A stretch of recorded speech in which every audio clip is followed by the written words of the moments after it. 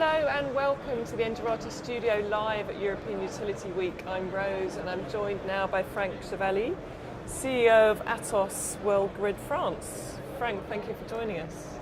Thank you for welcoming me, Rose. I wanted to start our conversation today by looking at the digital transformation of utilities.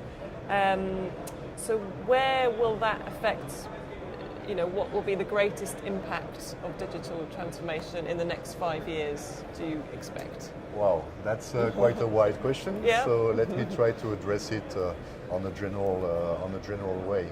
As Atos and Atos Worldgrid, we have been acting for digital development for utilities for more than 40 years now. Mm-hmm. So we have been active in digital transformation much before we use this word to describe the phenomena. So actually, I think the best way to answer your question is to look at the whole value chain of electricity and energy in general. Data is becoming the key business driver and the key differentiator for utilities all across the chain, from generation to the end customer through the grid operations. And the value is actually coming on each part of this chain, and I will not develop here all of that because we have no time for it. Yeah. But there are business cases really on all parts of the chain, and more importantly, there is an overall business case across the value chain because, as you know, as we know all, now this good old one-sided value chain from big power plants to end customers is over. Mm-hmm. Now there is a circle, consumers and generators are becoming the same. Flexibility is coming everywhere, and to manage that there is only one real answer, which is data. Yeah. So I think the most global answer to your question is that the value is on each part, but also and more importantly on all the system. And this is not only added value, this is also the only way for utilities and for all the stakeholders to transform deeply their business model from a centralized one to a completely decentralized network system, much more flexible. So data is key.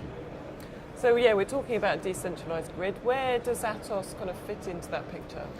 So if we look closely on the decentralized grid and also decentralized generation and consumption, what we are doing is we supply systems to manage all parts of the system. So the renewable power plants that can be operated and have to be monitored individually, but also as a fleet. So we supply systems to monitor a fleet of power plants like wind, like solar, like biomass, all the new generation sources. Mm-hmm. And we connect this to the grid, which is instrumented more and more by smart meters, which we roll out. This is a big activity for us in electricity and also in gas, water and heat.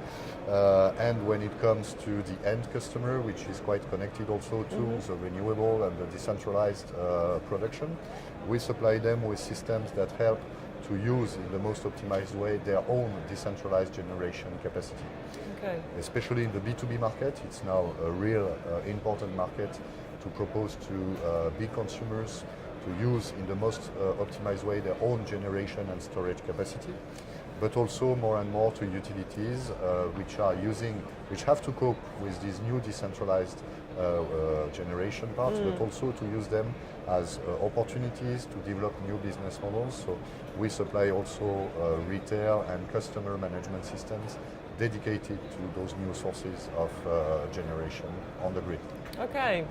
So we're going to hop now, move our conversation forward to cybersecurity, which is becoming more of a real threat.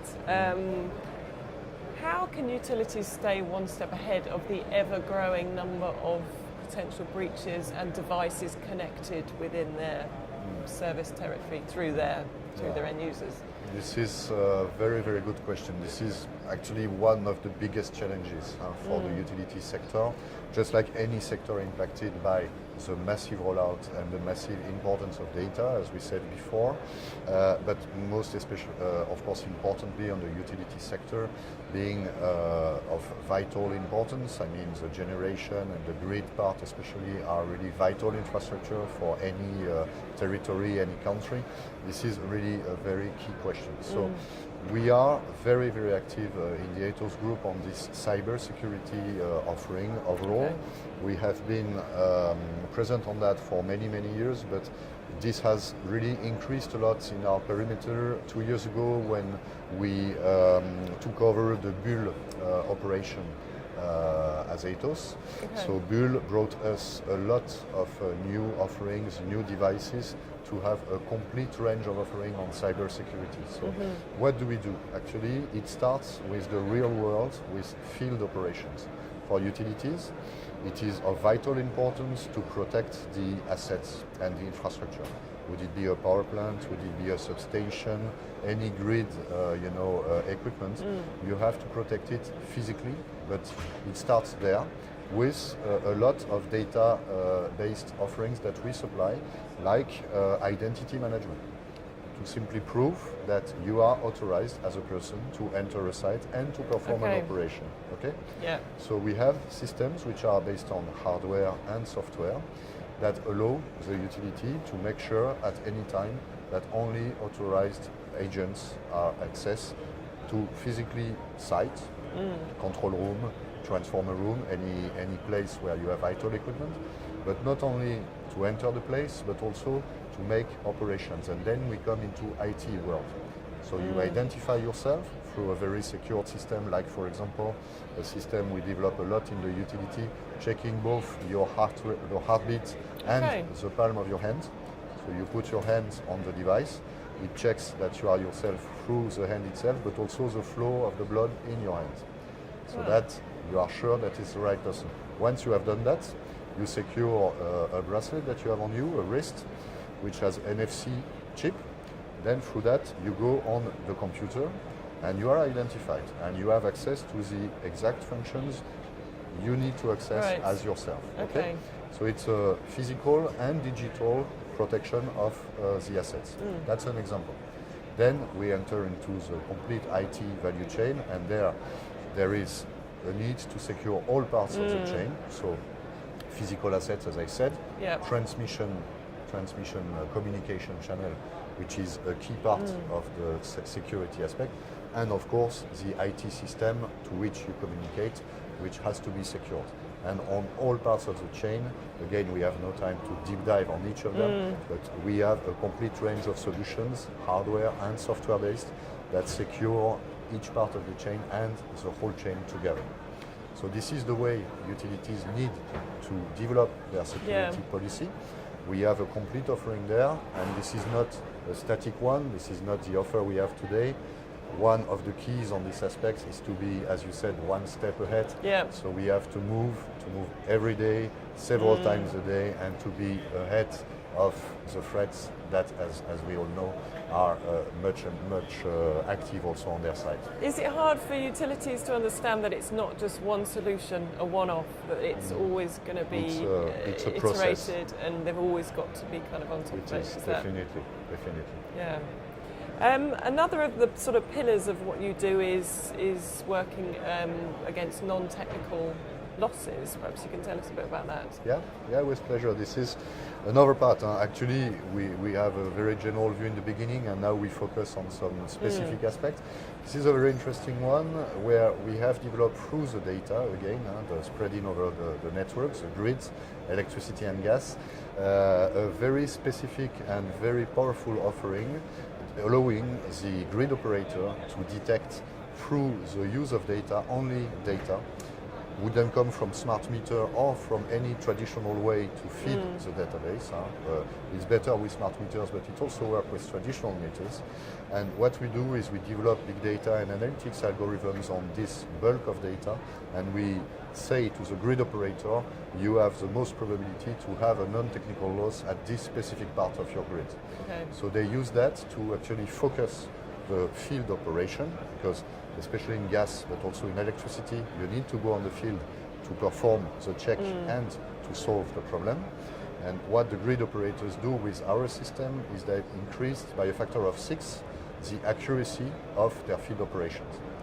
So before our system, they send a lot of people on the field, and they have a hit rate which is not very high, so they lose money in sending people for non-real issues.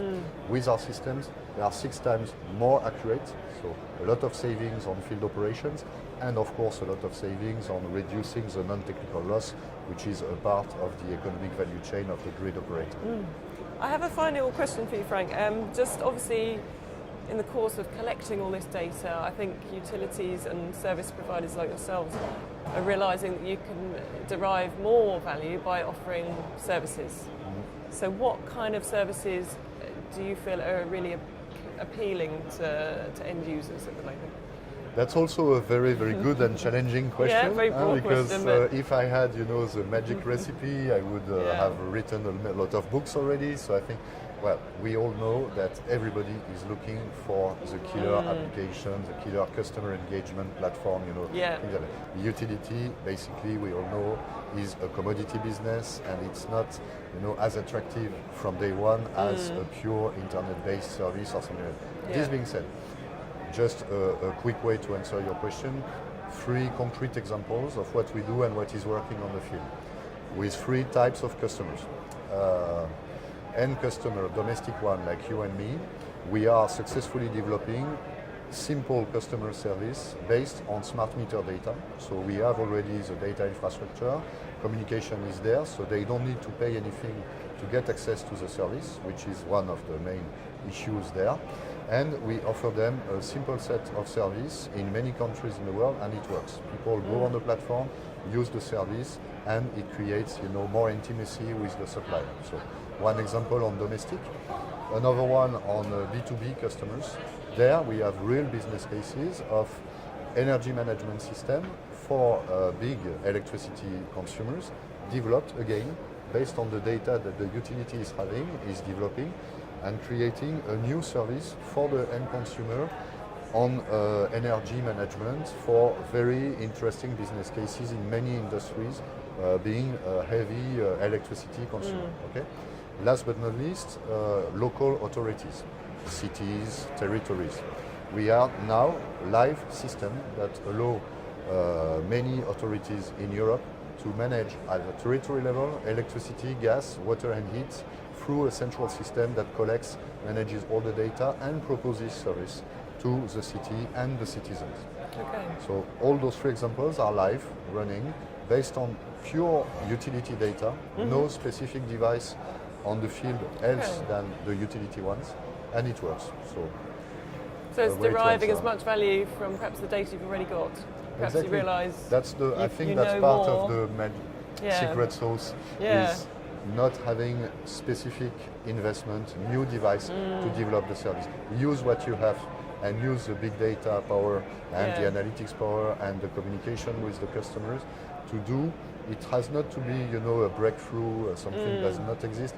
Simple things attract people, and once you have done that, then you can progressively create value.